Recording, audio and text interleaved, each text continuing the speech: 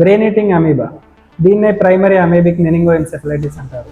ప్రస్తుతం ఇది కేరళలో దీనివల్ల ఒక 9 సంవత్సరాల పాప చనిపోవడం జరిగింది. అలాగే ఇంకా 3-4 పిల్లలు ఈ వ్యాధి బారిన పడి ఇబ్బంది పడుతున్నారు.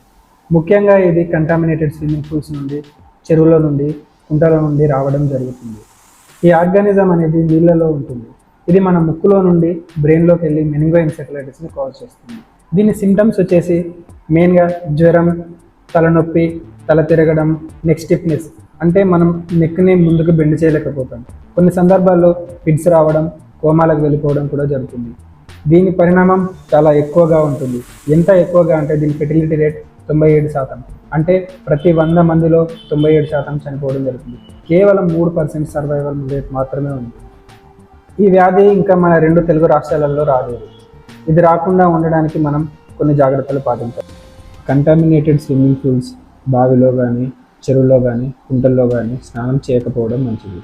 క్లోరినేటెడ్ స్విమ్మింగ్ పూల్స్ కొంతవరకు సేఫ్ అని చెప్పొచ్చు.